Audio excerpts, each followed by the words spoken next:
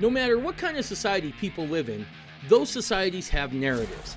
The narratives that any society or group espouses or believes becomes the framework on how that society or group functions and behaves. So let's look back at the pandemic. What was the narrative there? It was follow the science. Around the climate change debate, the narrative has been the science is settled. It is from that starting point of those two narratives that society has made its decisions concerning public policy. So let's look at the outcomes in our society of operating within that narrative. In the case of COVID, we had businesses lost, people isolated, and children's development stunted. In the case of climate change, we have had whole sectors of the energy production industry shut down, which has caused skyrocketing prices on almost everything. But what if the science that we follow isn't correct? What if the science really hasn't been settled? And spoiler alert, the science is never settled. That's the whole point of science.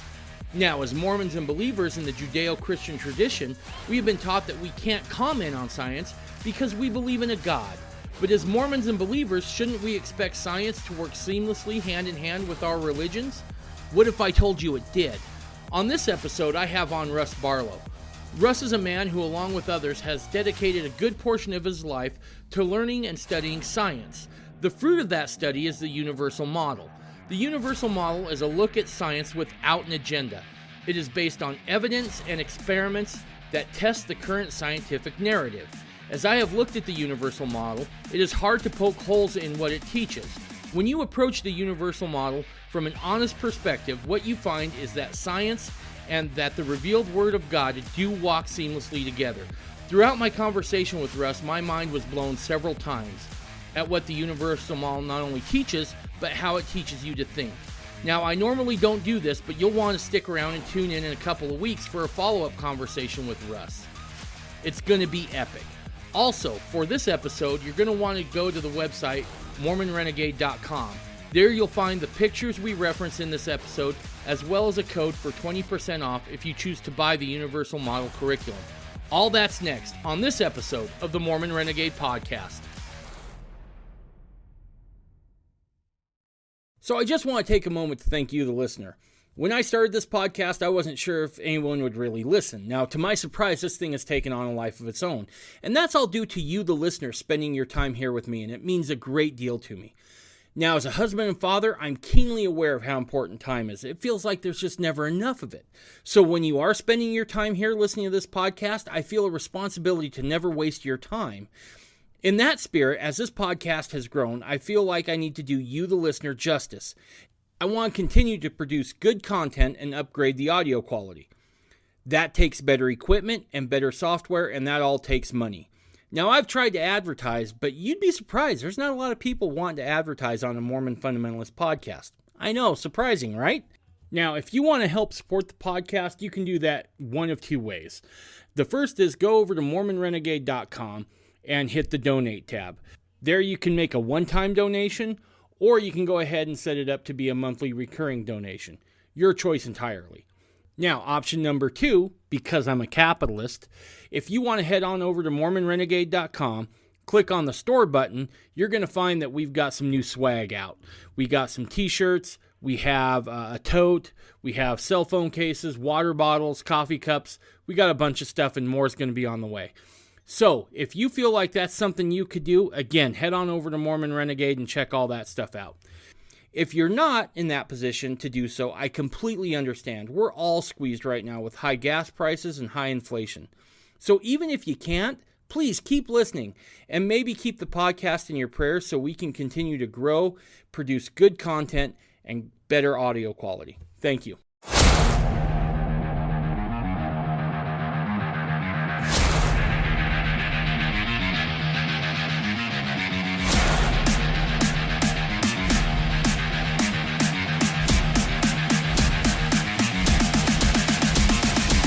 You're listening to the Mormon Renegade Podcast.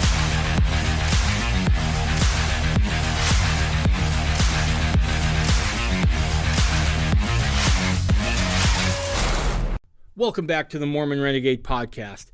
As always, you can get a hold of me either by email at mormonrenegade@gmail.com You can also get a hold of me on Instagram and Twitter and Getter under the handle Mormon Renegade. Also, we have a website up, and that's mormonrenegade.com. So go check that out. Well, Russ, thanks for being here, man. I can't tell you how excited I am to talk to you. I'm glad to be here, Dave. It's kind of exciting. Yeah. So, I've been to a couple different Book of Mormon evidence conferences, and I've always just kind of peeked in and heard different presentations on the universal model.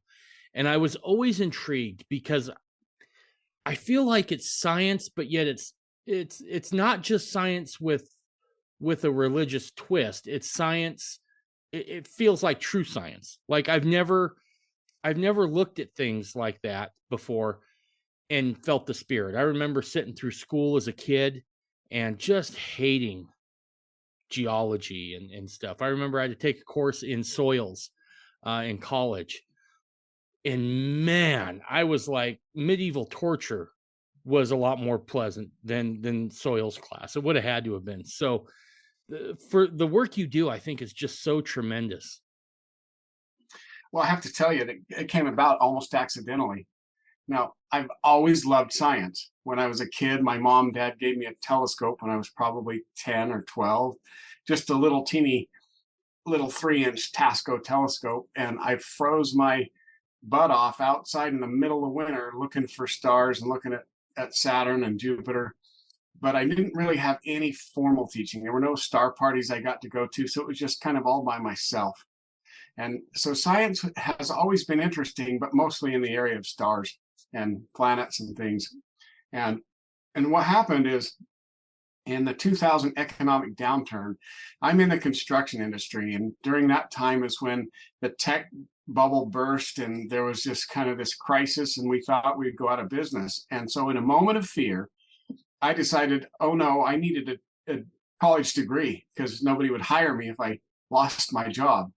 Sure. And I think that was the Lord actually making me afraid to send me to college.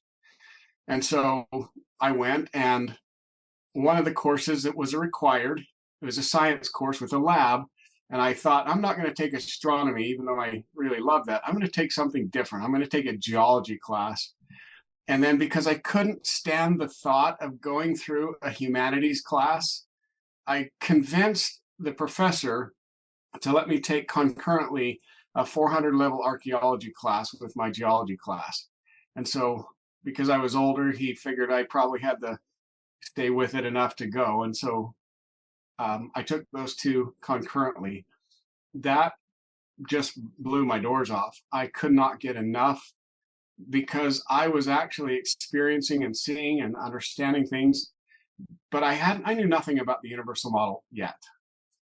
But I was out on a field trip out to Red Rock State Park. And while we were there, this was a field trip that the lab professor had organized.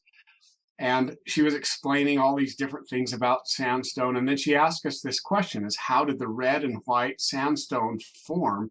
And it's not in layers. It just kind of looks like somebody took a paintbrush and waved it over there with some white and red. And I was pretty excited to hear how it formed, except she says, we don't know. We have no idea how it formed. But in that moment, people call it serendipity kind of in some circles. But for me, that was the Spirit, the Holy Ghost saying, you're going to know how this formed. And that was something I heard. You will know how this formed. I was so excited, my poor wife, because I went home and I said, honey, I got to start studying sand. And I don't know why, but I started collecting sand from everywhere around the world and just diving into this. It's funny what we put our wives through sometimes, Russ. Like when I came home, when I had the prompting to do this podcast. Now this is my first go, right? I mean, I have zero experience, to nothing as far as communications. I remember I came home with a laptop and a microphone. My wife's like, what are you going to do with that? And I said, I'm going to start a podcast. And she just kind of looked at me and she's like, really, with some of the other ideas you've had, this one isn't too bad, right? This, you've had worse ideas. So yeah, the stuff we put our wives through when we tend to start something new like this has always got to be somewhat entertaining from their point of view. Right. Well, that event, and I spent about 4 years or so just going through the college rat race, and gosh, I was frustrated because you really had no ability to question or ask questions, especially if I believed in creation or God. I just wanted to talk to the science about, really exploring it. Could we actually ask these questions? And I was so irritated that they would put down every idea. In fact, I got so frustrated that the biology teacher, I just set out to prove him wrong and proved his test wrong. And it was more of a, I was just, I just was frustrated. But I started to blend my theology. In other words, I literally started to think what the smart guys were saying and taking what the Bible says, and that's what you're doing. You're kind of shoving. It's called eisegesis, where you shove in your worldview into the Bible. And so I'm thinking about, how did billions of years and evolution fit in what the scriptures were saying? And I began to imagine epochs of time rather than days. And I began to imagine planets that were with dinosaurs out there somewhere being cobbled together to make this planet. And I think a lot of people in our circle, in the LDS circle, kind of have that. They're trying to mix these things and put them together.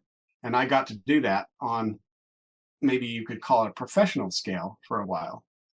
What does that do to your faith when you start trying to do that? Well, it's a faith crisis moment. And if you believe and you're strong enough in your belief, then you just think, okay, I don't know, and it'll make sense somewhere. But if you don't really know for sure what your faith is, I was older. So I was in my older years, I'd already had a pretty solid foundation. But if I was a kid, there were lots of young people there, I would say, gosh, that old story that's in the Bible, it's just a myth. It's the same as the Babylonian myth of the Gilgamesh. It's the same as the Popol Vuh myth. It's the same as the Native American stories about bears and coyotes spreading stars across the sky. So these are creation myths that are dismissed as meaningless and pointless. And the Bible story would have to fit in that if you were just going to accept what was being taught in school. My daughter right now is in college, and it's been interesting to watch because I feel like right now the college experience for someone of faith is probably one of probably two, maybe three things. One is that if you go there and, like you said, you weren't strong, chances are you're going to come out believing even less than when you went in. Well, I would venture to say that today, which has been 20 plus years since I went back, today is exponentially worse than it was. And I think you go in with a strong testimony, you still lose your testimony. Yeah. 90% of the members of not just the mainstream church, but of all divergent churches are going to lose their testimony that are going to college right now. And these numbers are known by the leadership of these different groups, like the leadership of the church. They know that there's a massive outflow of members. And one of the biggest issues is science. Science is a conflict because science has replaced, in the modern minds of the young people, they have more confidence in science. Yeah. So that's, yeah. And, the other option is that you go and you just shut up and you say the things they tell you, you kind of regurgitate the things they ask you to regurgitate. And what I've seen happen there is that all they've done is train an individual to, you keep your mouth shut about your faith if you believe these crazy things, right? And I think that's one of the things that's so refreshing about the universal model is that honest questioning still exists there. Because I don't think that I think there was a time when you went to school, whether that was just, first through eighth grade or on to college or whatever, that it was more about teaching a person how to think, not what to think. And I think that right now there's almost a militarism within, especially college, where you're going to toe that line if you want to get through. Well, and I want to stay tonight, I want to stay focused more on the universal model, but one of my most powerful presentations, because where I believe I take history is also of great interest to me. And so when I take history and science and I put it together with the covenant that God made first with Adam and then with Enoch and Noah and so on, there's an amazing storyline there. And I think it's actually a lot worse than simply telling them to shut up. I think when we send our kids to school today, we're literally sending them to the other church, that, the great and abominable church. And in my mind, and I think, and I've done a lot of research and I've got a pretty powerful presentation that I do on this. It is not a theory. It is literally, you watch the step-by-step process of how they've torn down and literally set out to take our children. And it coincides with the restoration of the gospel. It is a massive battle. And when we send our kids to public school, we are literally sending them to the enemy's school to be trained by the enemy. And think about this. If you want to have a school and you want to set it up, the first thing you want to do is get rid of what that enemy is going to teach. And so what they've done is cut out the Bible and prayer. So you send them to school and they literally won't allow your own churches, your own strength. They can't even use it. They have to be trained under the enemy. We might as well have sent Shadrach, Meshach, and Abednego over to Babylon to be trained as princes. That happened, and it's happening today, but it's worse. That's funny you should say that, because just this last week, I read a excerpt from one of Brigham Young's talks, where he said, he made it known. He's like, I'm not for government schools. Why would we send our kids to Babylon's schools? And so he definitely foresaw this coming. So I think that's enough on the negativity part of it, right? I really want to focus, like you were saying, on the universal model, because I feel like sometimes we can get dragged down by just complaining about something. And I'm sick of hearing what people are against. I want to hear what people are for. And one of the things that I am starting to understand is that as believers of all stripes, whether you're a Mormon fundamentalist, whether you're a Baptist or a Calvinist, whatever the case is, we're going to have to kind of start thinking out of the box a little bit. And I think one of those boxes that we have to think out of is the education box. For sure. And I think then what we look at with science is not so much a replacement of the education as an idea that when we send our kids, whatever they do, and they send them out into the world, we actually need to arm them with knowledge and with a way to get that knowledge if they don't have it. So those two things are fundamentally important. You can't just go into the enemy school and know nothing and then just try to regurgitate what your parents or grandparents have said and have no foundation, because you'll get eaten up and spit out. And so when we look at, for example, in the Bible, we have to take what Genesis says, and if we can honestly look at it from a scientific point of view, there's an amazing amount of information that's right there. It's actually more scientifically true than you might imagine. It describes the shape of the earth. It describes the original material the earth is made of. It describes the placement of the stuff. And it's actually, just in the first two chapters, are literally books of information that are related to science. And that's what the universal model actually does. It's not a religious book. And so it doesn't quote the Bible. It doesn't say this is what the Bible said, therefore this is. It's a book based on science. And it's arduously long. And so you got to have some staying power to read all through. The first volume is 800 pages. And it starts out by asking the questions, and then pages later, it gives you the answers. And so it's like, how do you, Dean used to say it, Dean's the author, and he used to say, imagine if you told your neighbor, you're going to go out back and start exercising because tomorrow you're going to jump to the moon. That's kind of how big the universal model is. And I can attest to it because my first exposure to it, as I said, I had this experience at Red Rock, right? Well, let me finish that story up and then bring it into the universal model. So Rod Meldrum is a good friend of mine. I've known him for many years, long before he was doing his science in his information about Book of Mormon geography.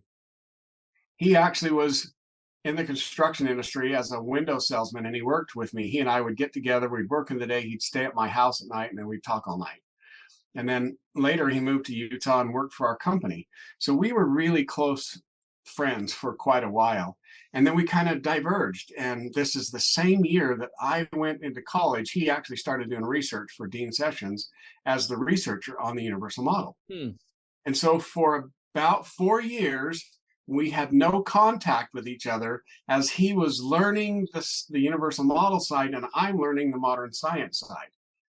And then one day he calls and we have the most extraordinary experience that lasts a really long time. And he tells me about Dean Sessions, who actually has made sandstone in his garage. And I'm thinking, oh my word. And I was ready, 3:00 in the morning, I was ready to get my car, drive down to Phoenix where Dean was, and I wanted to see this garage lab that made sandstone. We ended up arranging a meeting about 3 months later in Tucson at the rock show and went down there, and it was mind-blowing. The next year, and this is in 2005, is when we got together, and Dean and Rod and I, we took a 10-day scientific excursion to Mount St. Helens to do some research there. And that it was just a whirlwind after that.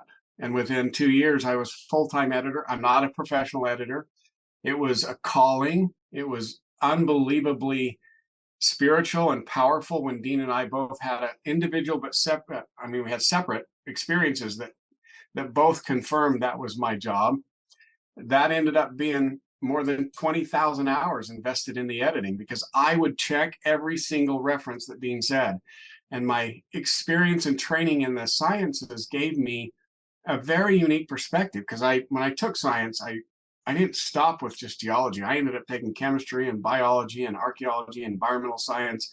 I took every science class I could because it was just something was just, it was on fire. And that gave me the ability to talk with biologists and geologists kind of in their language. But it also gave me the ability to kind of hold Dean accountable for some of the things. Now, this is Dean's book. He's the author. He's the founder of the Universal Model.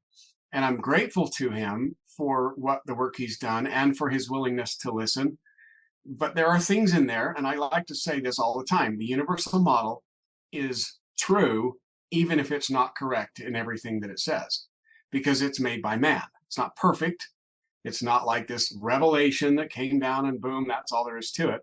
It is a magnificent, powerful example of how science should be conducted. Get out there, experiment, ask questions. And so hopefully this is the catalyst to cause this next generation that, like you said, you couldn't hardly stand science, but to want to do science because it's actually true. It's based on spiritual and scriptural events. And so that brings us up to the point that we're working on it. So as you're editing this book, right, you're kind of going through there and you've already been taught out of a university. Mm-hmm. At any point, because I'm going to share a story here in a second, at any point did you look and go, why, I feel like a lot of my time there was not as valuable as it could have been had I been out in the field with Dean? That's interesting because I actually didn't feel that way. I was frustrated while I was in the school. But when I got to working on the Universal Model, I was so grateful to have had that exposure. Okay. And so it wasn't wasted time. It allowed me to understand their thinking. And it allowed me to understand Dean's thinking so I could put it together and talk it in terms of the language that's correct, or if he misstated or didn't understand something, I was able to bring those two things together. So and I'm by no means am I this expert, but I had a lot of formal training that allowed me to do that. And I think that was a blessing. Now, after that, once I was involved in the UM, I really have a hard time with the sciences themselves now as I go through the books and do things, because I know so much more that it's just a lot more difficult to just turn a blind eye to so much that's misstated or wrong. I don't know if I could even get through another class today. I don't know. I'm a I'm a land surveyor by profession. And I remember I surveyed for a couple of summers, and then I went to college to take courses in it. And I learned real quick that I was going to learn more by doing it than I was by sitting there and listening to someone tell me I was going to do it. And I remember this was driven home by the gentleman who actually put me through school. He saw something in me and he was like, "You're kind of good at this. You should probably stick with it. Let me put you through school." And I remember I came in one day after school. I'd always go by, and his name was Doug. And Doug was, my father passed when I was 13. And in a lot of ways, Doug willingly stepped up to fill that void. But I remember I'd come in just irritated, Russ. I'd be like, "They're telling me to do this and this and this." And he just said, "You're going to have to play the game a little bit. But if I ever catch you doing that, yeah, I'm going to break your legs. Don't do that." So I remember feeling a certain amount of chafing, if you will, Yeah, I felt being that out in too. the field versus when I was in school. And that was the first time I made this startling revelation that, well, maybe just because they wear ties doesn't make them necessarily authorities on the subject. Right. And in our experience talking with people that are in the professional that have degrees, if you're a degreed geologist that's doing field work, like if you're a geotech or somebody that has the hands-on experience, we find that those people are 100 times more willing to listen, because some of the things we propose are the mysteries. They're not answered.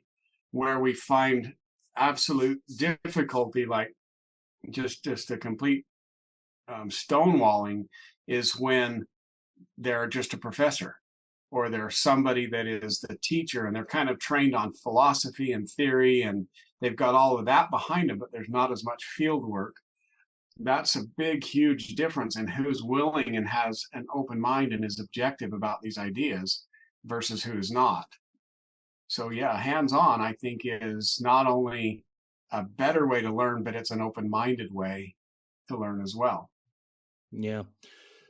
So let's get back to your story here a little bit. So as you're editing all this, and when I can only imagine the back and forth you and Dean must have had, right? Because, and correct me if I'm wrong here, the first thing I think about is like the founders when they were hammering out the Constitution, right?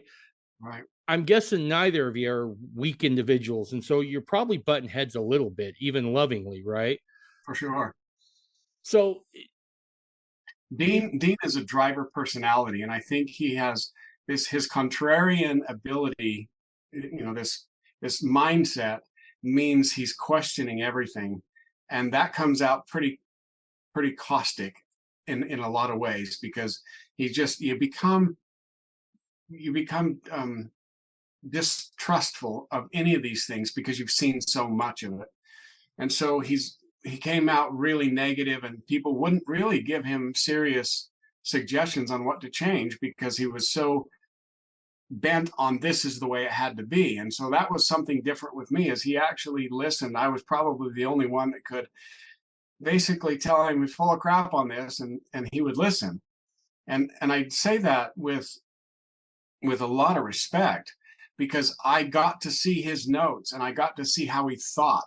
And he had, for example, just one chapter 5 is the magma pseudo theory. It's 65 pages long, but the work, the notebooks that went into it were like 5 or 6 big 4-inch notebooks with journal articles highlighted, annotated, and probably 10 books. And as we'd go along, I would buy every book that he had. I would get those, and I would look at and read how his notations were. And I was just blown away at his ability to see it. But yet when you saw it, it's true. What he was saying was true.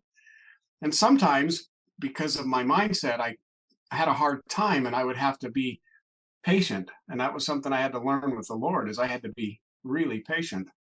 And we might talk for 2 or 3 hours on a subject, and then finally it would click. And it would be like maybe this patience needed to work on me for a while. And then it would all of a sudden click, and I'd know what he was trying to say. And I'd literally say, okay, Dean, I got to go now. Boom. I'd get off the phone, get into that, and start editing because I got it. And there were so many times where I couldn't understand, or it was just, I thought he was nuts. And it just took time and patience. Incidentally, let me tell you a story. When I first started, the first 65 pages took almost an entire year to edit. And it's because I was learning not just about the science, but I was also learning the spirit that I had to be in to do the editing. I literally had an experience that was similar to what Joseph Smith experienced when he had an argument with his wife, Emma, one time. And I had been sharp with my wife, and I'd gone in there, and I could not, the Lord would not let me write even one single word. And it was just, it was like my hands were frozen, my mind was off, until I finally got it through my thick skull that I needed to go make it right with my wife and my children. And that's the reason it took a year, is because I spent a year more or less being trained how to listen to the Spirit. And I couldn't have the influences of me being an ornery guy, or being in that kind of a mindset and editing this book. That to me was one of the biggest testimonies of the truth that we were working with, is because I couldn't do it unless I was absolutely of the mindset that I was willing to be an open source with the Lord as much as possible. And I'm not saying I was that way all throughout the whole thing, but I had to learn that. And so for that first year, I took almost the entire year off at work just to focus and learn how to get in that kind of a mindset. I think in some ways that makes a lot of sense, Russ, because when you're going about a book like that is attempting to tell true world history, right? I mean, geology, how it was made. I would think that you would have to be in a mindset to where you were humble enough to be able to take whatever answer the Lord had for you, or whatever answer you and Dean came up with together.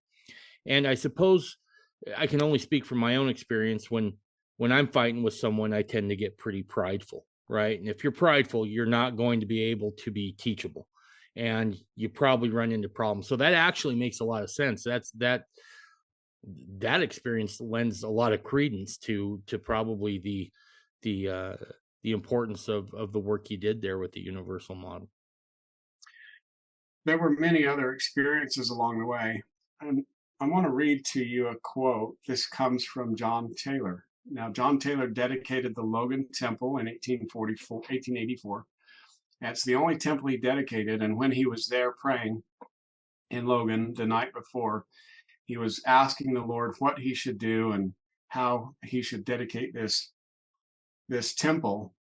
And this is the prayer from the first dedicatory prayer. Okay, so it's been rededicated, but you can still find this online. But it says, he said, "We, O God, a few of thy creatures, have built this house unto thee, that it may be a house of order, a house of prayer, a place acceptable to thee, for the manifestation of thy will, and the teaching and administration of ordinances, and the instruction of thy people in all principles of science and intelligence pertaining to this life and the lives to come."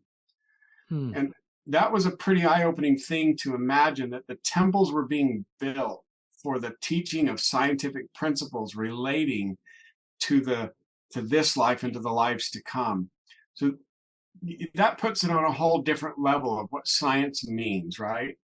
Science is the true way of how worlds are created. And the endowment experience that Joseph instituted in Nauvoo first started off with the creation. And so in the endowment, you go through and you learn the entire creation process. Now, today, that's been kind of blended with modern man's ideas, philosophies about Earth crashing together and solar disks and all those kind of things. So it's kind of the world's version mingled with the scriptures that tell us the story. But God means to tell us how to create worlds. And I think if you understand that, then the universal model becomes an eye-opening way of understanding some of those creation processes that I personally think will eventually be taught in temples. Wow. So as you guys are creating this book that will be known as the universal model, what is your hope for it? I mean, what are you wanting to do with it? Are you wanting to take it to public schools and put it in there and try to sell it as curriculum? What is this meant for, something as a supplement at home? What was the idea behind what this book was going to be? Well, in the beginning, the idea was just true science. And so as I edited it, I was learning. And then as I went through it, because my edit process would involve me taking what he had, and I would do such a massive edit. It was a complete rewrite. It's not the kind of editor where you're just adding some punctuation, some grammar here and there. It's a structural edit where it's a complete rewrite of the concepts, right? And then I would go through and then I would read it again, edit it a second time, and then I would have my wife come and read it aloud because I needed to see if the syntax and the flow and the cadence of the words would go right. And if she got stuck on anything, that would tell me, oh, she's not understanding, and I would fix that. And then I would go through after I fixed it and reread it myself one last time. So by the time it got through, it had a minimum of 5 reads to get this ready. And so it was about truth. Well, what happened is my wife started taking the pages. She would take these things and she would extract and be teaching our kids in their homeschool. And so she's teaching our kids from this science that's not yet out to the public. And they're growing up with this and being taught. And then when the book finally came out and it's published, and we have this celebration and we're excited, and for the first few hundred books, a couple thousand or so books are sold, there's this vibrance. Oh, we're going to change the world and professors are going to read this. And so you have that kind of exuberance. And then reality starts to set in, because you're not going to change this great and abominable institution of modern science that has tens of billions of dollars every year and has all of this history. That's not where it's going to be. And so my wife and I decided the real purpose of this is we have to change the lives of the children of the up and coming. We've got to give them the truth about the creation. And so we started workbooks. We made workbooks that would take the curriculum my wife was teaching and started creating those so that they would align with, you would use the universal model as sort of the source text, but then you could learn it on a way that's more reachable.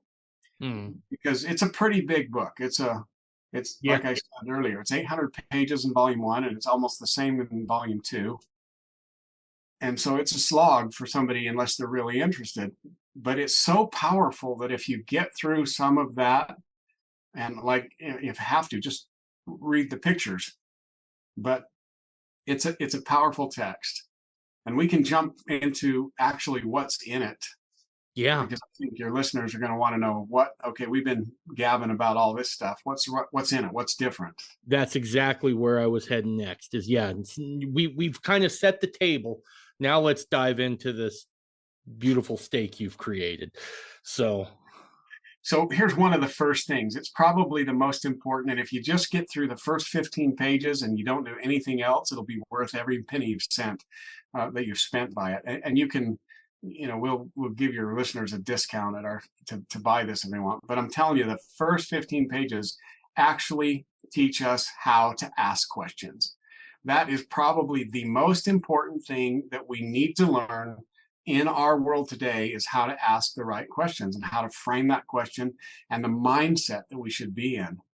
That's such a big deal. It's the preface of all of our workbooks, the first few pages. It's in volume 1 and volume 2 as the introduction, and it's the question process.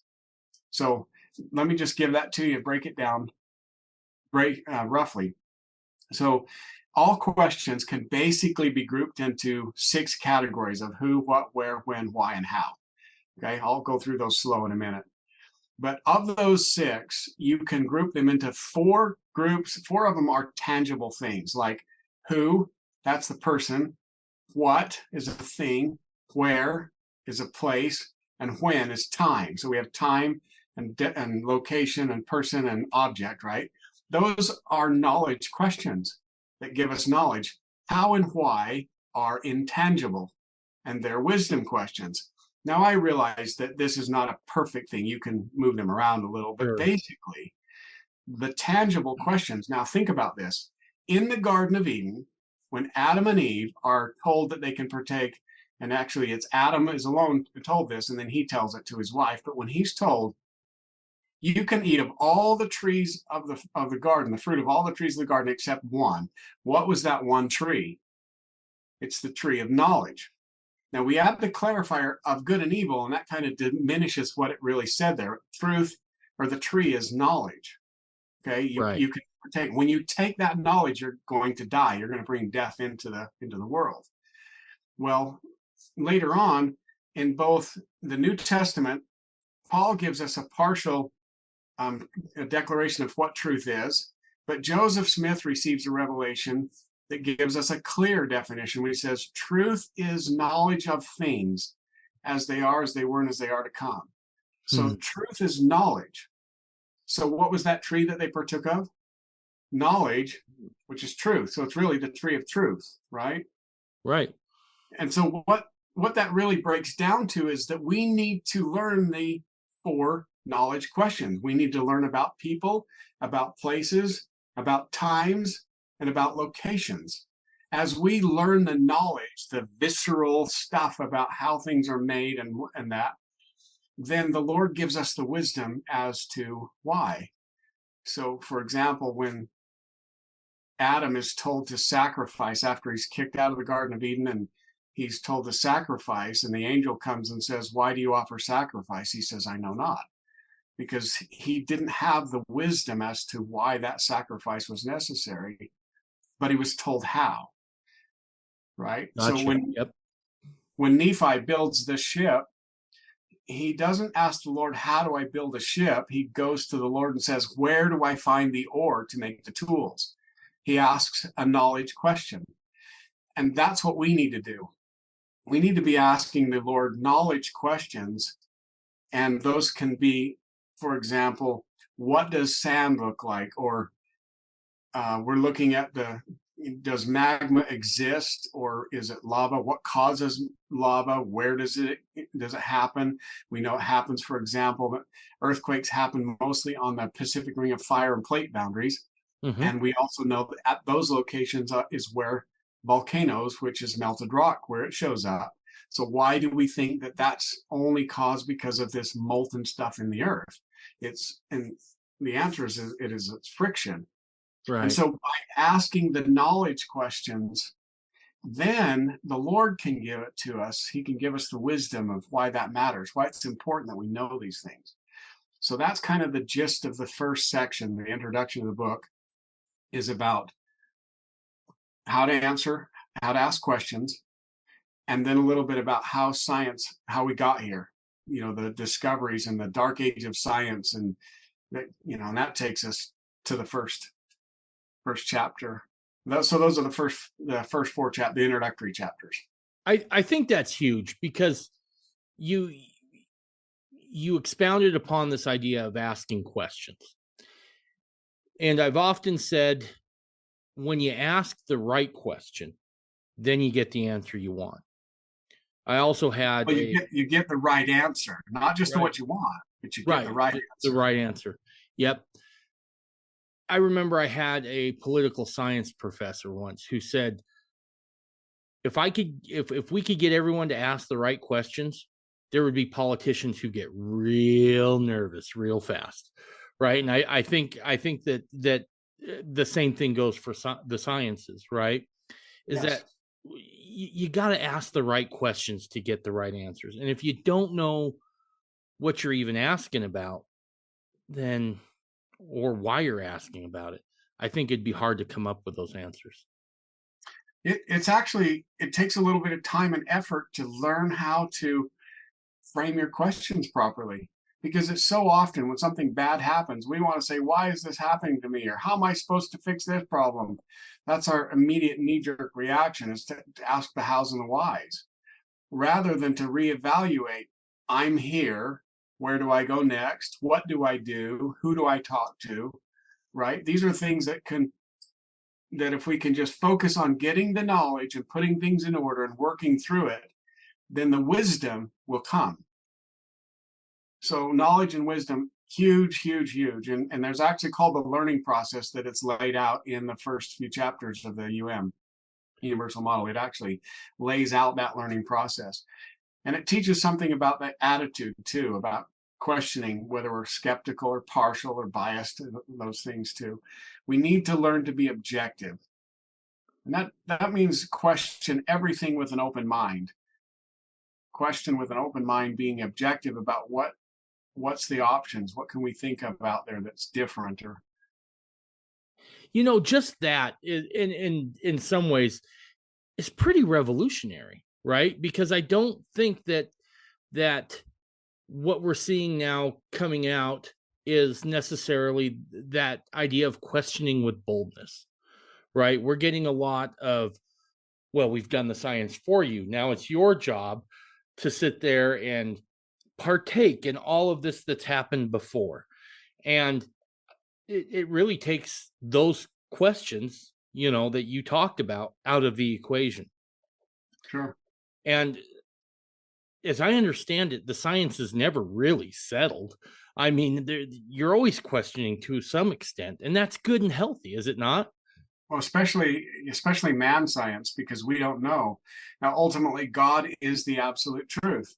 And so there is an absolute truth. And in modern science, that's rejected entirely. And not just modern science, but modern education, is that there's this concept of not being able to be certain about anything, not know anything.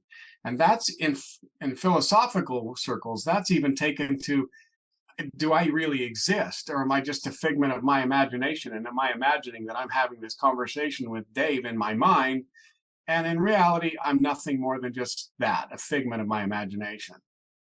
And so that's kind of where it's gotten to. And yeah, we've got to ask questions, but we've got to be objective. Here's a little tiny twist on things. How many times have we taught to be critical thinkers? What does that really mean? What does it mean to be critical? To criticize. Right. And so literally our mindsets are being warped by this idea that we need to be critical and castigate things and poke. We don't need to be critical. We need to be objective. And that's literally a whole spiritual reversal of the outcome of what we're taught in schools. Not to be critical, to not be critical of others, not be critical of people's ideas, but to be objective. That's a pretty huge thing too. Yeah, I'm just thinking here about what that would actually look like in practical application. I suppose if you're critical, you would look to poke holes in it. I suppose if you're objective, you'd say, well, let's try that out and see what happens. Or let's extract let's look at that objectively and say, okay, we've got this and this and this that makes sense. Okay, I don't agree with that, but I don't have to be critical thinking. I have to be objective about what it is. And it's truly a mindset shift. It's a way of saying, okay, whatever your ideology, yours or your neighbors or whatever you do. I mean, I ask this question a lot of times when I start a presentation is, what do you know that you know is not, or what do you believe that you know is not true? Think about that. What do you believe, Dave, that you know is not true? That I can continue to eat McDonald's and not gain weight. Yeah, but you know that's not true. Right, I do. Yeah, you don't believe that. No, right. So I hope for that, but yeah, no, you're right. Yeah, the answer is nothing. Nothing. Yeah, I can't think of anything. Right. I mean, if we were to do that, it would just be irrational. Okay, so now let's you and I, because just of our life's experiences, we differ on something. I guarantee you something somewhere, we differ. Now, if we think that you cannot be, I'm not wrong in any way, right? There's no matter what, I'm just going to be right and you're wrong. Okay, how do we, there's no advancement there, there's no Right. reasoning. So the first thing we have to do is accept the possibility that something I believe might not be true. And that's being open-minded, and that's being objective, to listen and to understand and say, okay, let's objectively reason this out, not critically. I'm not going to come at you, oh, you're wrong because this is what they say. But I have to be objective in that. So when I'm understanding the science and I'm looking at it objectively, then that gives me the ability to open up possibilities that I would not have otherwise if I was just being critical about the theory or critical about, or even about modern science. Let's not be critical. Let's be open-minded. Even what do they see? Because we're looking at the same data. What are they seeing? And then let's look at it and say, all right, and what do we see? How can we interpret that differently because we've got this knowledge? But that also has to make the assumption that both parties are interested in the correct answer and not necessarily an expedient answer, right? If we're to become united, yes, but I don't have to have you agreeing to that for me to be open-minded. I can listen to you, take what you have to say, and I can open-mindedly or objectively consider that. And that's for me, right? Hopefully you will. But if you don't, I don't have to live or die on your decision. What I do is I'm looking at the universal model and I'm saying objectively, or if I'm open-minded about what it's saying, then I'm going to say, you know what, there's something in here. I don't agree with this, but this makes a lot of sense. Instead of being critical and just shutting the book and saying, okay, we're done because it doesn't align with what modern science says. That's what modern science wants to do, is shut the door. They don't want you to bring up creation. They don't want you to talk about something that's other than evolution.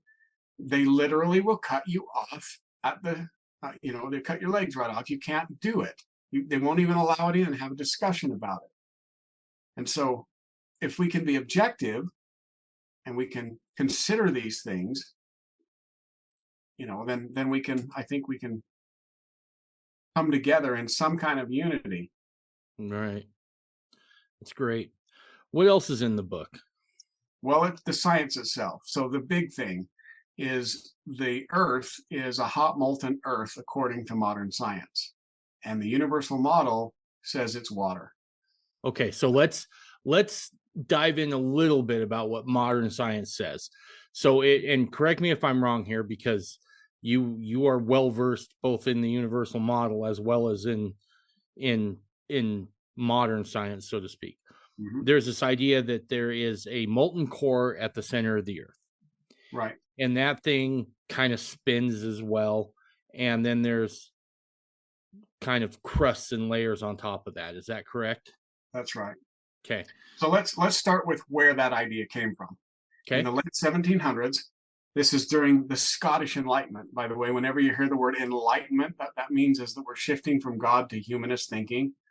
Okay, that I'm smart, the intellect of man. So enlightenment thinking means man is becoming smarter and he's replacing God with his own intellect. But anyway, during the Scottish Enlightenment, there's this guy named James Hutton.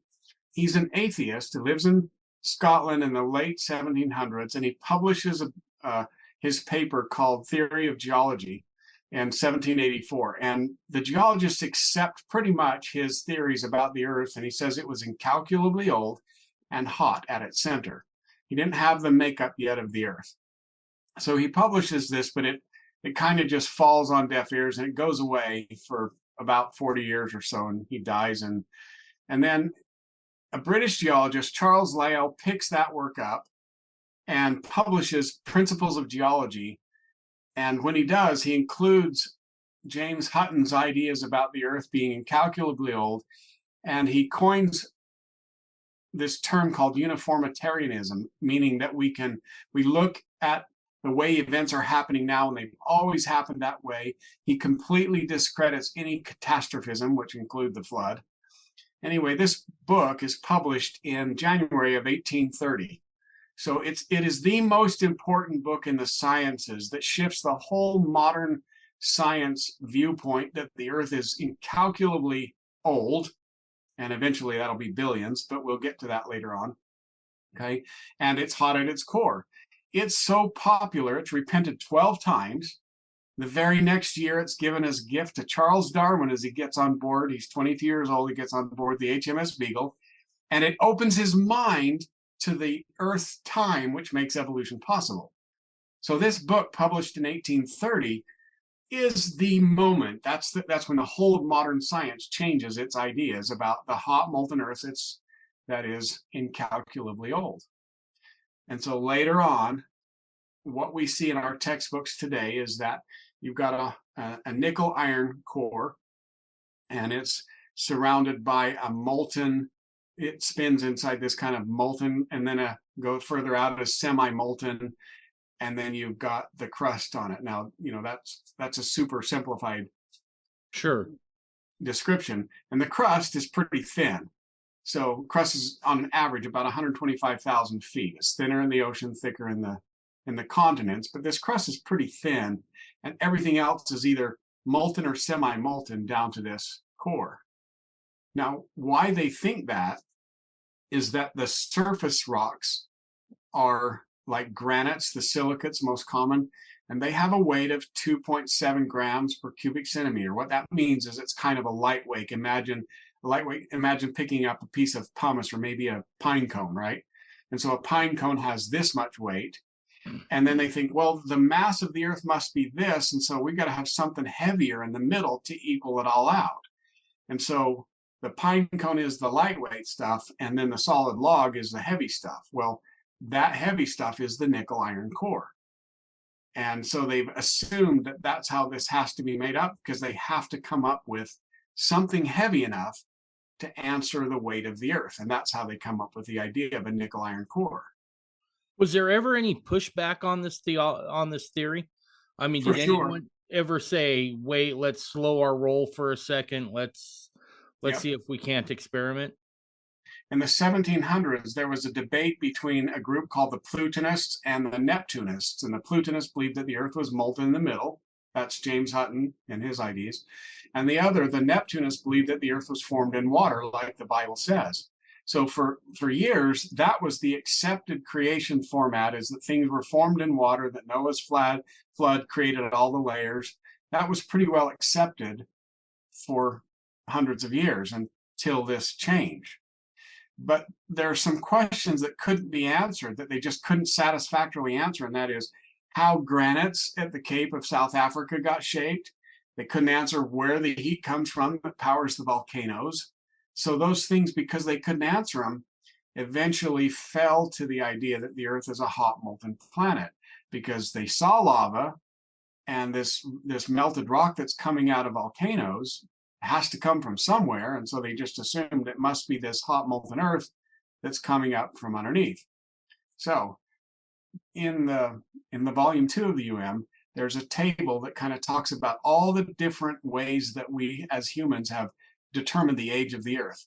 The first was the Bible, but then we've done optical luminescence. We've looked at how long the seas are there. We've looked at how the Earth must cool over periods of time, the orbital velocities of how a planet should slow down. So all these really complicated ways of doing it. And so the age of the Earth has swung from thousands to trillions of years.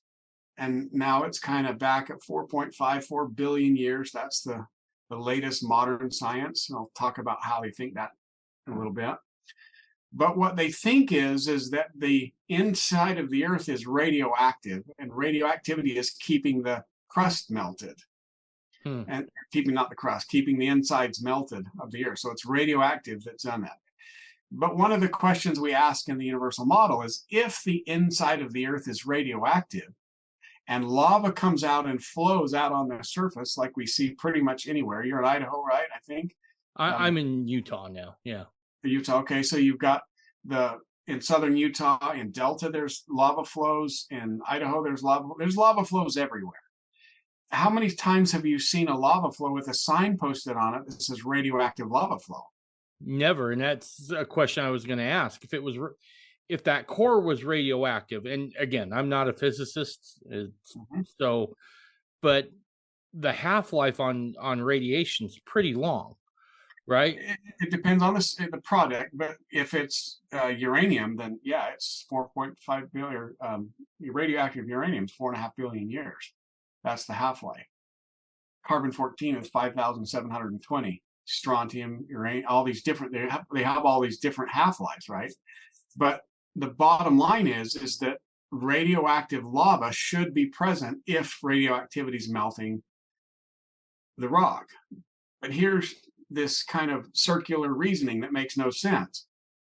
They say that melted rock resets the radioactive clock. So if melting the rock destroys the radioactivity, how does it stay radioactive? And if it comes out on the surface, why is it not radioactive if it was coming from a radioactive source? Right. It makes no sense. Here's another question, and the doesn't follow this linearly. That's a lot. We're kind of bouncing a little back and forth. But one of the discussions we have later on in the book is about where do we find uranium ore when we mine it? Do we find it deep, or do we find it on the surface? Deep. We find it on the surface. It's actually a hydrothermal rock, which means it's found in thermal vents. I thought you were talking about mining for ores. I am talking about mining for ores. Uranium ore is only found fairly, when I say surface, I'm not talking like laying on the surface. Okay, all right. I'm talking, in the first few 100 or 1,000 or so feet of the earth. Okay, I got you. Because, I was using a relatively different idea of surface, okay. And I apologize. No, it's okay. It's understanding. One of the things we talk about in the is being clear about what we say. And, we have to define our terms. And so we define what magma means, and we define what lava means. And we actually call it intrusive lava if it's melted rock under the crust, and extrusive if you see it, because we know melted rock occurs. But we call magma a pseudo theory that's not proven. It's taught as if it's a fact, but it's not proven. But anyway, so my point is that radioactive uranium is the one that has this half-life of 4.5 billion years. Radioactive uranium is also heavy, and so that should be it should have sunk down into the core of the earth. But we mine uranium clear up here on the surface in the vent, in hydrothermal vents. And then we process that. But when you go into a cave or somewhere that uranium exists, it's not hot in that cave. You can take your Geiger counter, and there is radioactivity in there, but it's not hot. And so there's this conflict about radioactivity being hot enough to melt the earth, and yet doesn't show up in the lava flows, and then the uranium is found here on the surface in a cold mine. It's not hot. And have the proponents of modern science been able to explain those contradictions, if you will, at all with any certainty? Not that I've seen. They have a lot of theories, a lot of ideas, but there's most of it's built on the acceptance of the theory that the Earth is a hot molten planet. So they're starting with the answer already in mind, and then trying to find supporting evidence to justify their preconceived notion. Is that a fair assessment? For sure. And it's been for 200 years that we've been taught this, right? When Principles of Geology came out, that was the textbook. That was the source of the textbooks. And so not just you, but your parents and grandparents and great-grandparents were all taught that the Earth is a hot molten core. And so you've just accepted it. Nobody's really ever questioned it about what the Earth is. Now, if we read the creation account in the Bible, it's pretty clear what it says. That chapter 1, Genesis chapter 1, verse 1 says, "In the beginning, God created the heaven and the earth was without form and void, and the Spirit of God moved upon the face of the waters." So and then for 16 times the word water is mentioned in the first few verses of Scripture. Water is the important element. And so it should be pretty simple to say, let's go look. And then we go out in space and we look at planets and moons, and water is everywhere in the universe. And that's something they didn't know.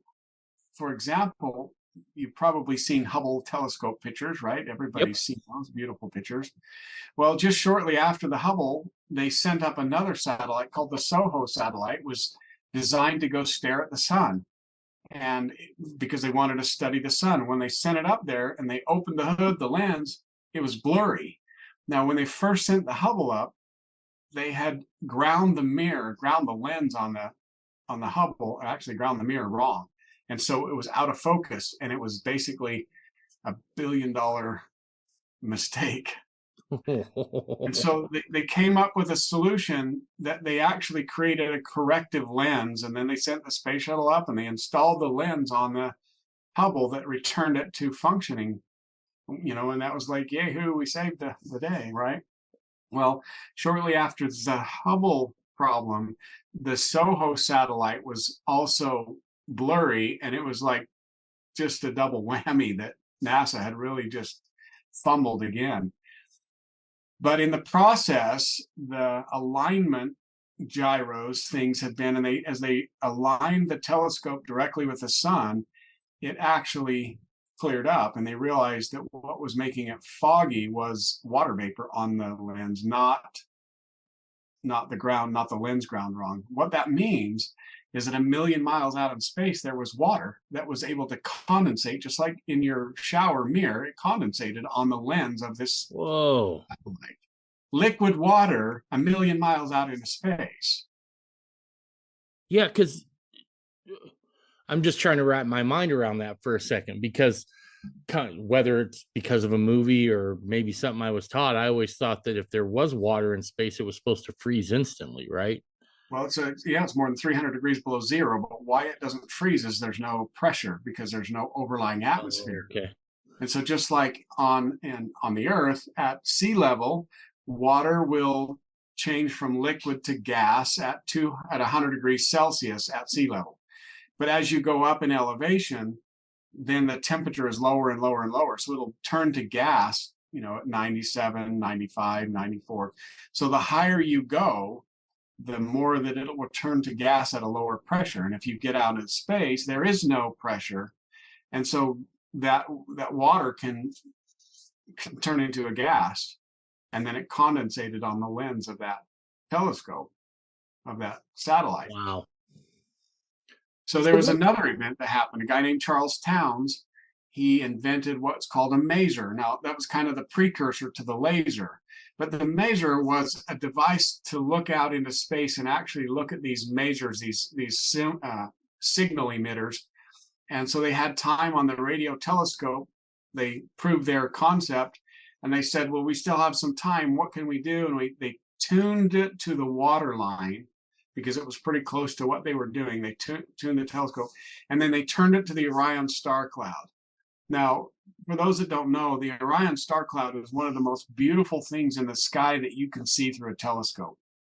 It is massively beautiful. It's considered the birthplace of stars, and it is fantastically beautiful. If you take a minute, look at the Orion Nebula, and you'll see how incredibly beautiful it is.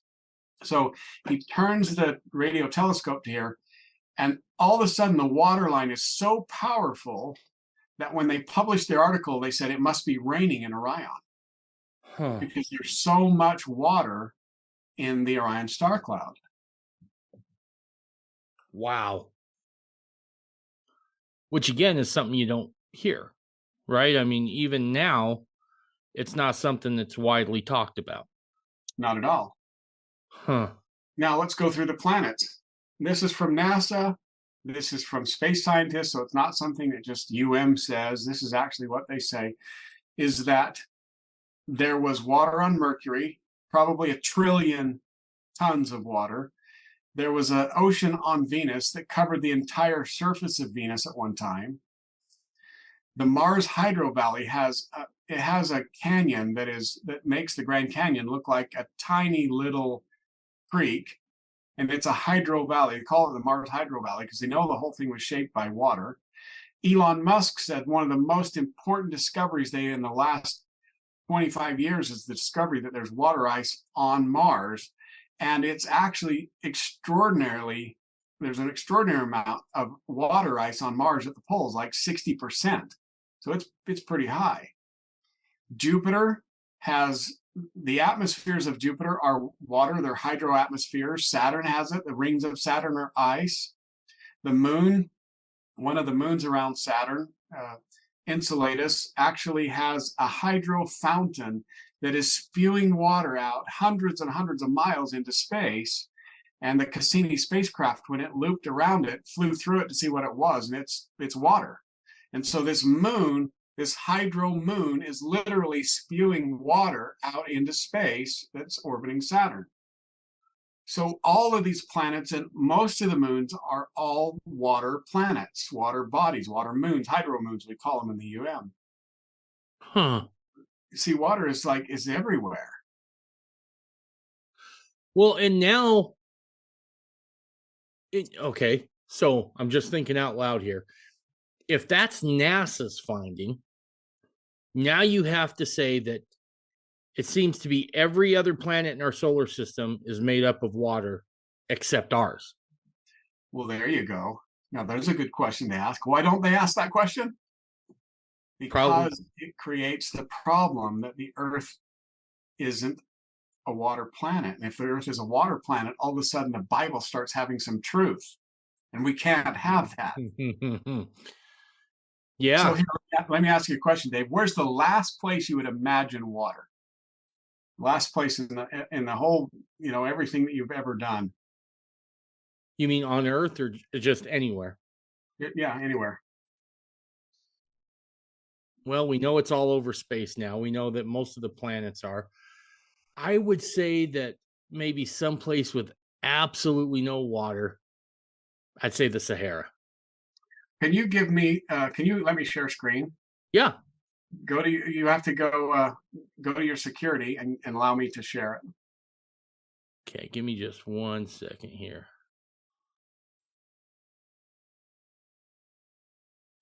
Oh, I stink at this. And this is why I edit, Russ. Right here. Security. Yep, down at the bottom at security, the top thing, it should allow participants or something like that. Okay, I got participants up.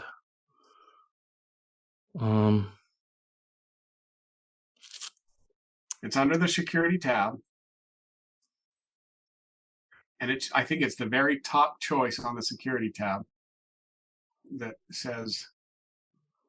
I'm looking for the security tab. Down at the very bottom, right next to participants and stop video. Oh, crap. There it is. Okay. And it says lock meeting, enable waiting room, hide profile pics, share screen, allow. There we go. Okay. All right. So what do you think of that? That's the sun, and that's how much water's on the sun? Water on the sun. Is that mind-blowing? That is mind-blowing.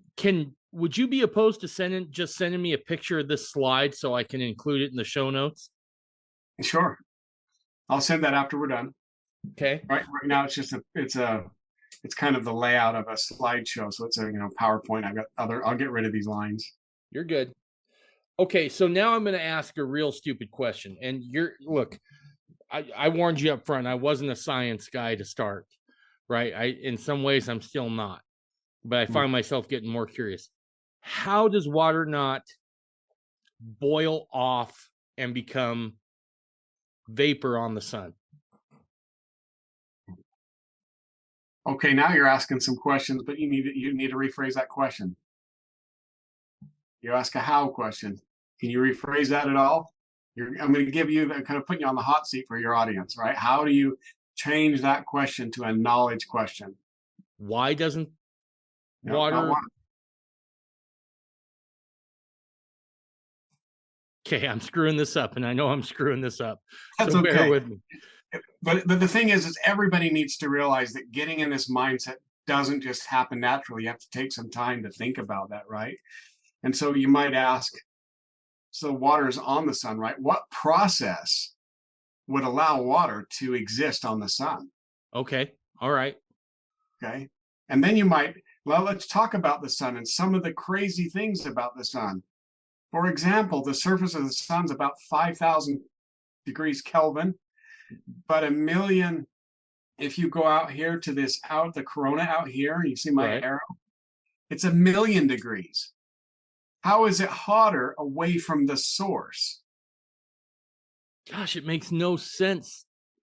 I So with this, you see, this is some of the things that we need to get people engaged in the science, looking at different ways. Do you know that you can actually, and there's a YouTube, you can look this up, you can actually beam sound into water and create light? Sound in water will create light. huh.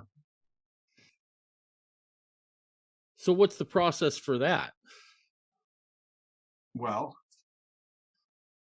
have you ever read where the Book of Mormon, where Nephi is told by God, if you say to that mountain, be thou removed, and it would? Right. Or the brother Jared that said to the mountain Zerin, move, and it was? And if you read the book of Abraham, it says, and the gods ordered the materials and they watched until they obeyed. And then Christ, when he's on earth, he commands the elements and they obey. What's the force that Christ is using to cause the wind or the water to obey his voice? The priesthood. It's a power, though. It's a theme. It's not just some metaphysical ideology. Right. He's literally controlling something.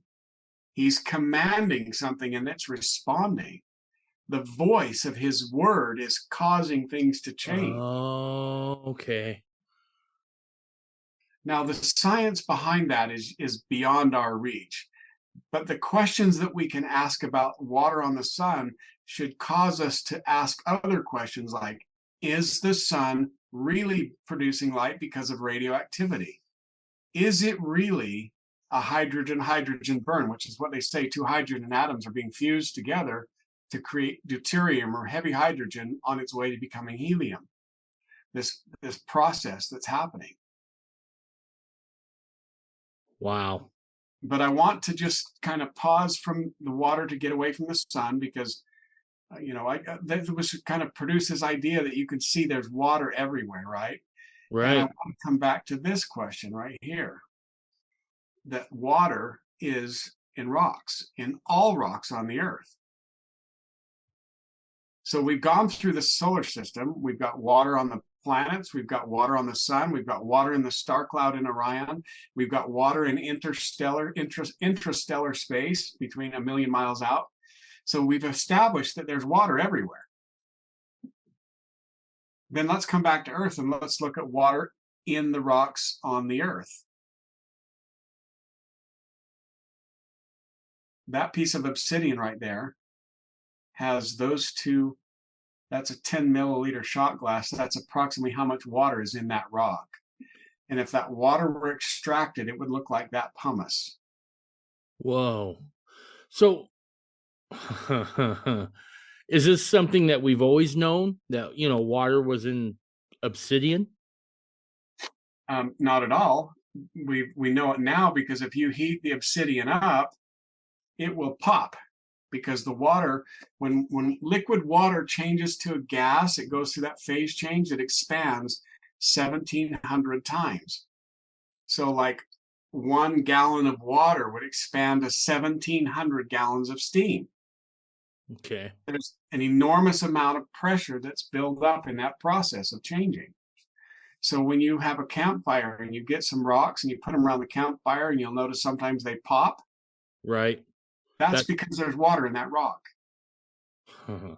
That's why it pops. And once the water's evacuated, so if you heat that rock up slowly, then the water will migrate out and it will actually come out of that rock, and then it won't pop once the water's out. But if the rock is heated up with water in it, then it will pop. Now, obsidian will always pop because there's so much water in it. It's such a high, and that water is trapped in the molecular structure of the obsidian. I got to tell you, the first thing that's come into my mind is the story of Moses when he causes water to come out of a rock, right? He strikes the rock and it comes out. And and I'm thinking about other things like, if it's obviously true, right? Because you've done the experiments, you've shown it to be true. This idea of a water shortage might not be a shortage at all. It may just be an inability to look at the science, to quote one of my favorite people, the science, to quote this, to go get it out of maybe some places we hadn't thought of getting it before. As a matter of fact, in our workbook, we actually take the kids out and show them how they can prove there's water in rock. And I take them to a road cut over here. It's an area that's rhyolite, which is kind of it's a volcanic rock. And we got about a softball sized rock. We got 26 different samples of rock. This is our kids did this in their homeschool. And they collected these rocks, and we did an experiment, and we showed how much water is in that one rock. Literally did the experiment. The kids could see it. Then we put that in. Now, we don't have the ability to capture that water because, we're not that sophisticated. But we put it in the oven and we heat the rock up until the water evacuated, heating it up at 500 degrees for 2 hours. And we did all the steps. What we did is we collected all the rocks, we scrubbed them all off and got all the dirt so they're clean. And then we let them sit in the house for a full week. So they'd be dry and they'd be at the same temperature. Everything is at the same temperature, right? And then we took the temperature, weighed them twice so we could have an average of the two ways, put them in the oven. When we took them out, we let them sit there for a full 24 hours before we weighed them. So they'd be completely cool. And then we tested them, weighed them again. And it had this one rock. I'm going to see if I can find the picture here. I know I have it close by. And anyway, this one rock had the equivalent of about 10, had a little, like half a shot glass in this softball sized rock that came out of that crystalline rock. If you extrapolated that to how much mountain there was in this little road cut, there was more water trapped in the rock than we had available in Lake Mead and all the rivers up and down the whole entire.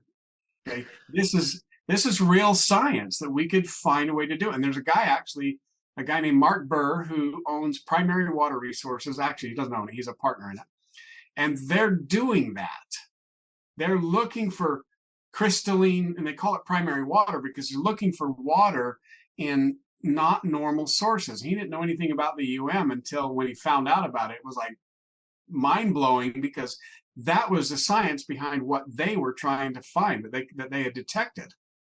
So there are people out there that are taking this pretty serious. I was just thinking about starting another company and getting loaded like the oil companies, just with water. But well, it's gold. Actually, we did a presentation to the Water Conservancy Board in Iron County in Cedar City about 3 years ago to propose this idea. But it's so novel that they just couldn't get a referendum to have people say, yeah, we'll go spend some money on this crazy new idea. Okay, I got to ask about this. Then I want to go to what the universal model has to say about the planet.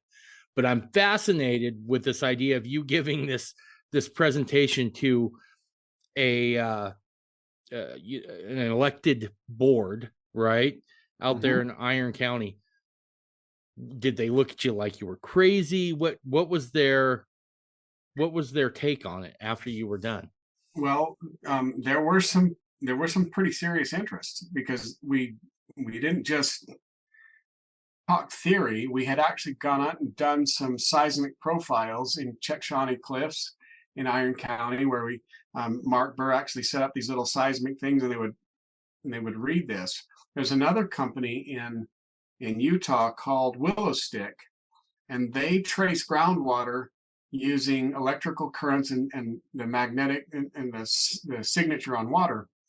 And their kind of primary model is to detect leakage before dams fail, right? Okay. That's a general, they probably do more than that, but I know that's one of their big things, right? Well, a couple of their guys have actually gone on my tours that I take to the Grand Canyon and talk about this. They are absolutely thinking this is cool science, and they know it because they've done some of their own detection about how water is moving through the earth. And so there are little inroads, but like I say, never with the theory side in the colleges, only with the technical side that are involved in the knowing and the doing, and they see the possibility of this. Gotcha. All right, now we've talked a little bit about what modern science says the earth is made out of. Mm-hmm. We then went back and said, okay, but let's look at all the other planets out in space, and then let's just look at space itself and how water condescends on satellites. What's the universal models? What does it have to say about what the earth is, what it's made out of? So the earth is formed, it's a water planet, it's a hydroplanet. And so is there a core then, or is it just all water? Well, let me just show you this right here. I'll share this screen again. Okay, so that's kind of the textbook view of what the earth looks like, right? The solid inner core, right. The liquid outer core, we talked about that, right? Mm-hmm. This is what the universal model proposes, is that it's some kind of a solid ice. Now, we have not seen the center, and neither have they. Nobody has. So all we know is that we can look at the same data. We know that there is a liquid core in the earth. Something's liquid because the pressure waves from earthquakes don't penetrate the liquid core. And that's the thing is that when you have an earthquake that happens up here on this side, it sends a shock wave all around the earth. Well, when it hits this liquid core, it doesn't go through it. It can deflect around it, but it doesn't go through it. So certain waves don't go through the water, through the liquid. They think the liquid is molten rock. We think the liquid is water. So we just know that it's liquid. We also know that the plates are floating on something. Right. And the plates, I don't have that slide in this show. I've done a lot of these. I've been bouncing around trying to find one that I can show you, but I don't have the one to show the seismic tomography, which is it's basically like the ultrasound for the earth. And seismic tomography will take a look, and it'll take like a slice through this part of the earth, and it looks at the profile of the temperature, and they know the temperature based on the sound waves that are passing through stuff, right? And it turns out that the hotter areas are always around the fault zones, like this Pacific Ring of Fire that comes up here. In this model that is created for the universal model, you see kind of that blue area. Yep. That blue area is the cooler parts. The red is this is actually modeled after what the seismic tomography shows. Huh. And so it's actually hotter at the surface than it is down from what we can see. Now, there have been other experiments that have proven this out. For example, the two deepest boreholes in the world, one of them is in Germany and the other's in Russia. And the Russian, the Kola super deep borehole is like 25,000 feet thick down, okay? So they drilled this hole, and the reason that they couldn't go any further is it started to get too hot. And you might think on the surface, oh, that proves that the earth is melting at its core. But you got to realize that you're 4,000 miles to the center of the earth, and they were only about 5 miles deep. Right. Okay, so they're not that deep at all. And how is it possible that it could be that hot? If it was as hot as that thermal gradient was showing, it would be considerably hotter than the surface of the sun down inside the earth. And there's no account for how that could be, how it could be that hot. And so they kind of miss that point altogether. They just simply don't know how it got hot. But they had a clue when they were drilling during a time it was quiet. It was on Christmas Day. There was an earthquake, And all of a sudden there was an anomalous heat spike, and it happened right exactly where there was a fault line. And Oh, what is that telling them? They did not get this, that the fault line is the source of the heat, the friction from the, just like when you rub your hands. If you rub your hands together, you can produce about 2 to 4 pounds of pressure. Well, if you move 10,000 feet of rock, then you're producing enough pressure to melt rock. All you have to do is move it 1 millimeter, and it's produced enough heat to melt rock at 10,000 feet of rock. And this is 25,000 feet down, right? So right. you're in an area where rock movement. And then you might say, okay, if rock movement does it, is there any time on the earth that rocks are moving? Well, have you ever been to the ocean and seen the ocean tides? Yeah. The same thing's happening on the earth. The earth is experiencing earth tides.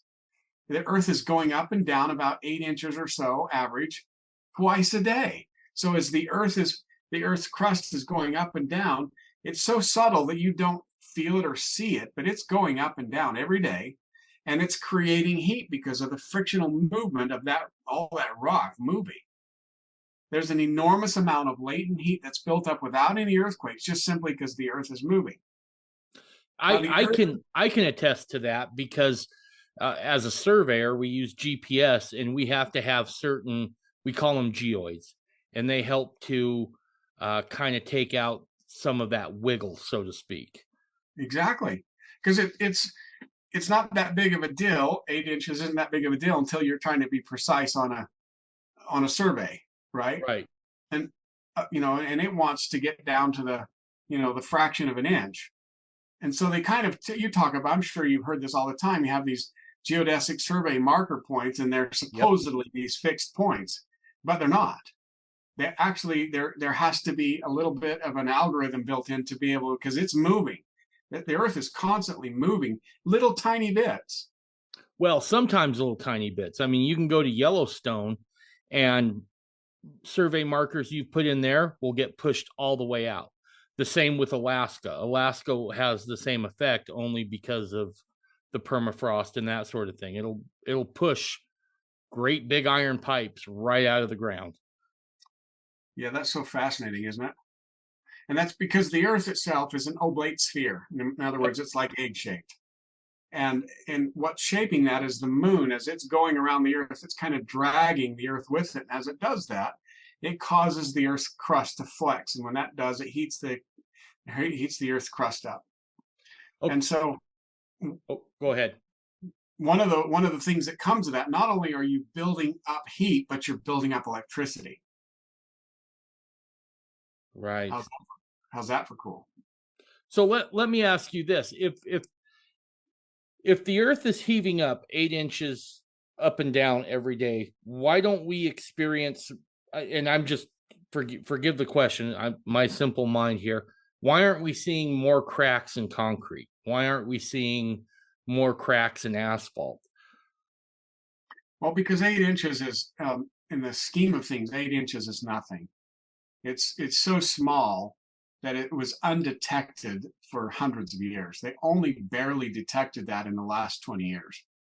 Okay, so it's so slight that even the seismometers don't pick up that movement. And it was just because there was some anomalous recording from GPS satellites that said something's going on here, something's moving. And then they began to look at it. But it's so slight that unless you actually were looking for it, it would be imperceptible. And that's why. Now, if it builds up or pressure builds up, and this slight movement is constantly just adding pressure, and eventually that pressure builds up to the point where something's going to move. There's a buildup in it, and that could be build up heat, and then things can get lubricated. So in other words, there's friction that's holding everything still until something happens. And that could be a little teeny bit of melted rock, decompressional expansion, water, anything can happen. And then a little tiny bit of lubricant makes the plate slide. And then that's when you do have the cracks or the earthquakes. And that's when you can actually have earthquakes that are small enough not to be detected, but they will crack.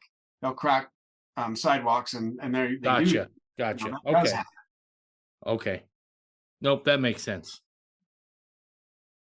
we have to kind of think of the Earth as a living, breathing entity, because it literally is expanding and contracting. And in the last chapter of volume 1, we actually talk about how much that affects weather. We've been taught that the sun is the only major heat source of the weather, driving the weather systems. And they've completely overlooked the Earth because they don't see this movement. They don't see the frictional heat that's being built up because of the movement of these celestial bodies, the sun and the moon. And so what we can do now with weather is we can predict things that happen days in advance because we can see the movement of a high or low pressure. We can see the oscillation of the polar vortex. We can predict the La Niñas and El Nino weather patterns because of the temperature of the ocean water, but we can't tell you what makes a high pressure zone.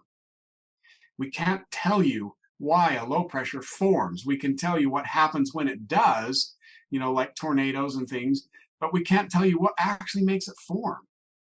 And so, for example, Las Vegas is constantly sets underneath this high pressure zone that gives us about, on the average, 320 or so days of clear weather a year. And I love being here from the astronomy standpoint because almost every single night, no matter what, the sky clears up because we're under a high pressure zone. That high pressure zone is being created because the Earth is breathing right here. The fault lines that are part of the whole Black Canyon, Lake Mead area, these are outgassing. In the wintertime, we see that as the gypsum being pushed up through the soil. It's literally pushing this out. This constant migration of salts up through the surface is because of the out pressure that's being generated. It's creating a high pressure zone here. And so that's why we always have one. They don't know that. They never talk about that. They just know that where it comes and they can predict its movement. And so we've got tons and tons of data to know what happens and where things are going, but nobody can tell you how it's forming.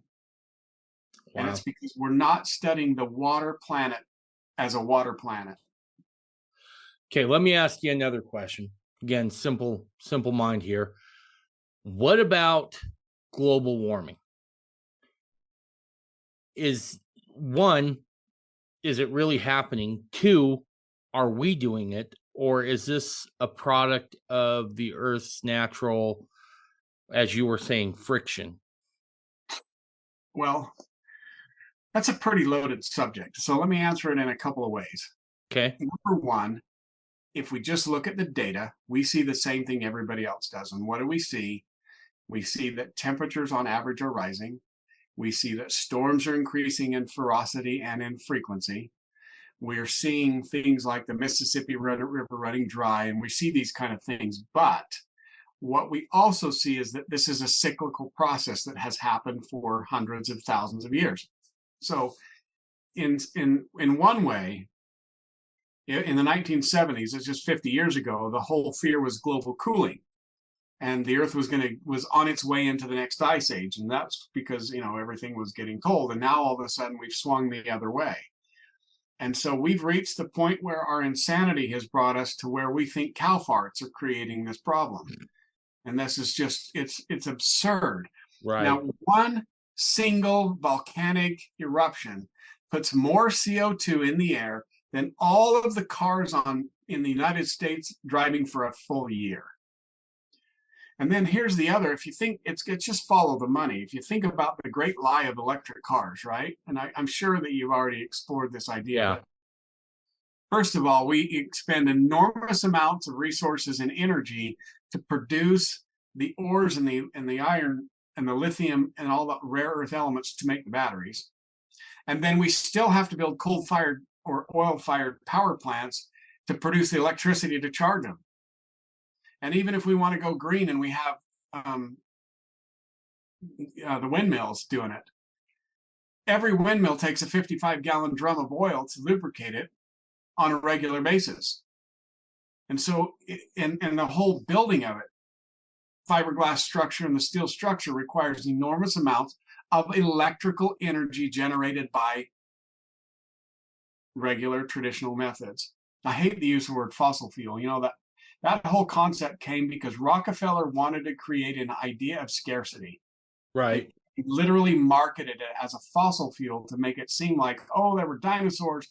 But fossil fuel is a false narrative. It came from microbial things that happened mostly during the flood, but there was an abundance of oil.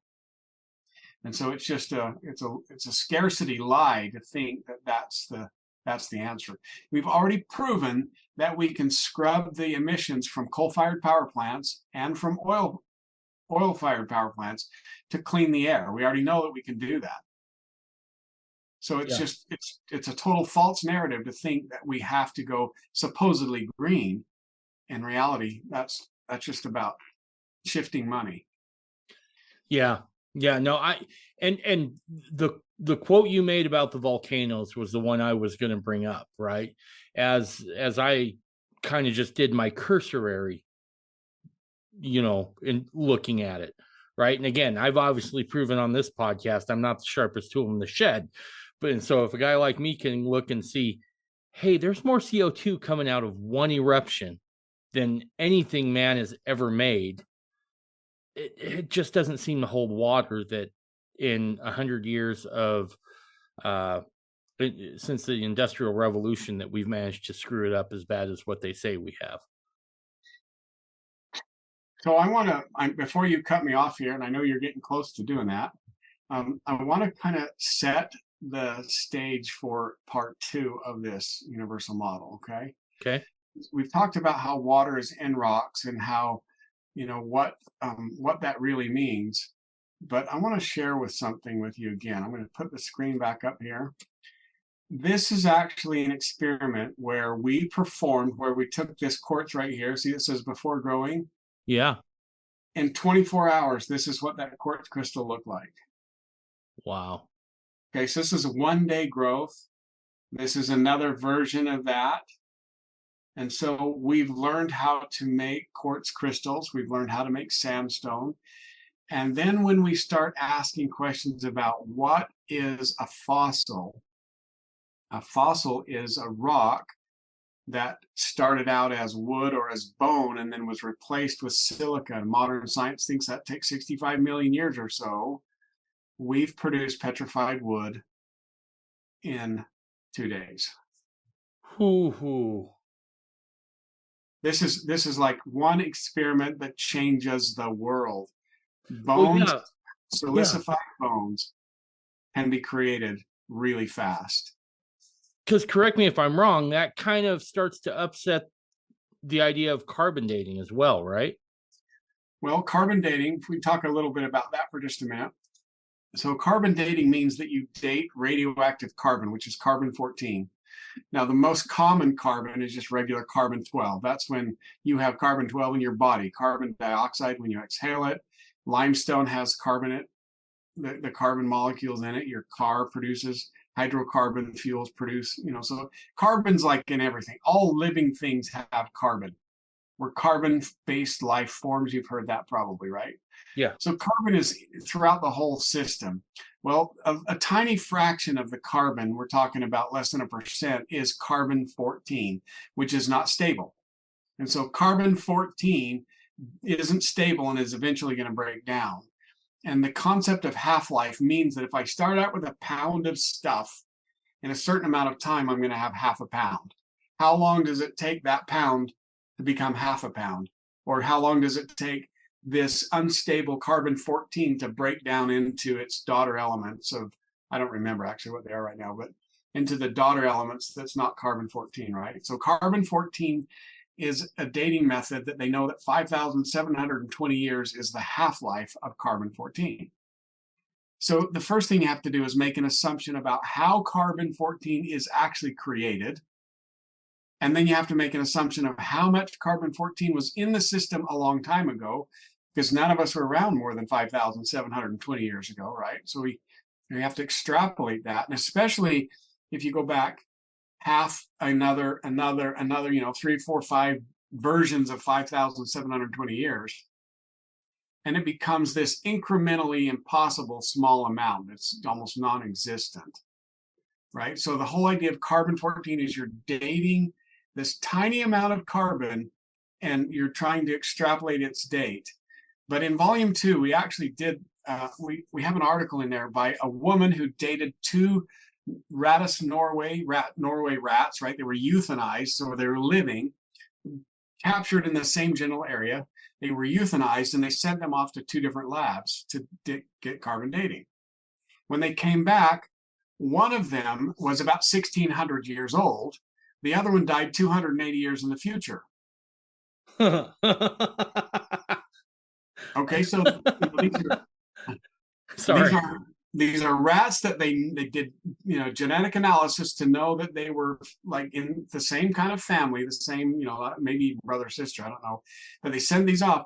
And because the answer was so strange, it was in a published journal article. This wasn't just some person saying it, was in actually the journal Science. Dean actually wrote to the lady and said, "Is this real?" And she says, "Well, yes, it's a peer-reviewed article. It's real." And so what she did is she says, "Oh, that tells us about something about what they ate."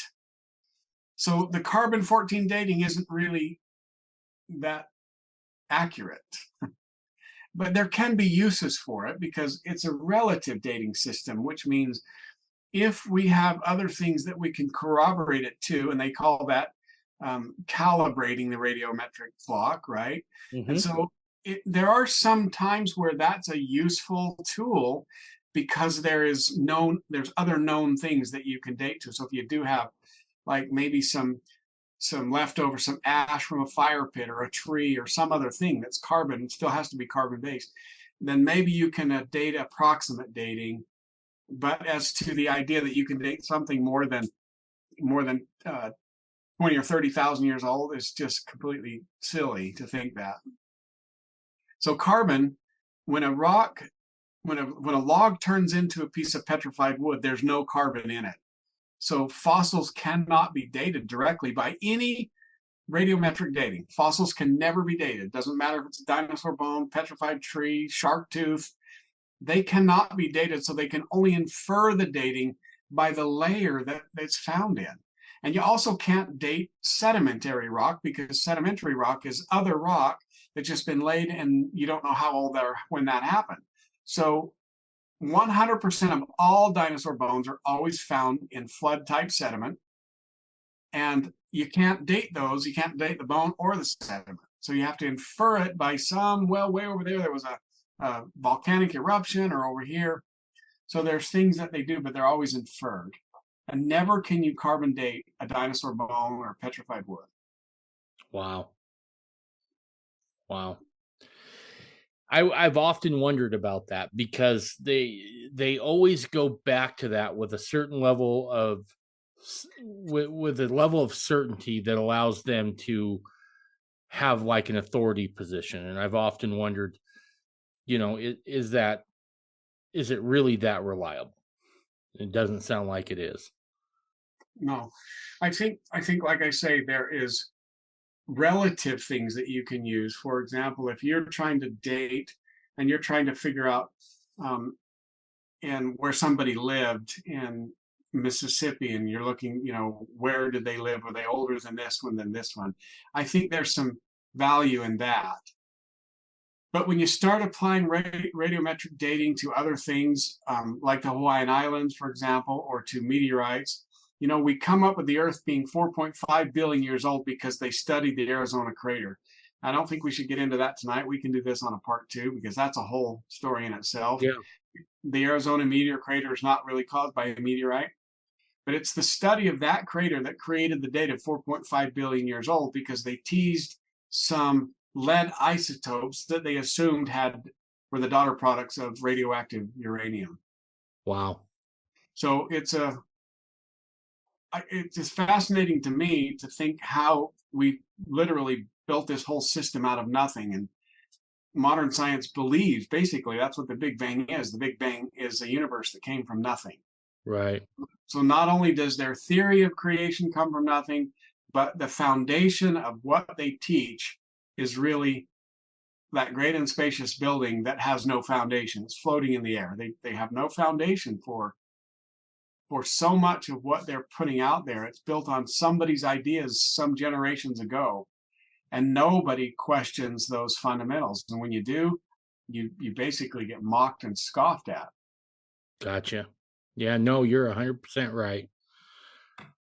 Russ, we've done almost 2 hours here, big guy. Is there anything you want to go over right now before we schedule a part two? The thing I want to encourage people more than anything is most of us, I think most of your listeners are probably, they've grown up with the Bible probably somewhere nearby. And we've looked at the Bible as if it is just a text to talk about some religion. And we've not really given it the credence as an actual history book. But I have to tell you that I have learned in my studies and everything is that the first probably 12 chapters of Genesis are the most important book of scripture that we have, and we all should read it. I particularly like the translation that Joseph Smith did, the inspired version. But we should all read those first 12 chapters because our entire theology and all of science can be revealed in those chapters. That's a pretty bold statement. It's a But huge I think if we will spend the time to truly understand that, it's a magnificent book of enormous value.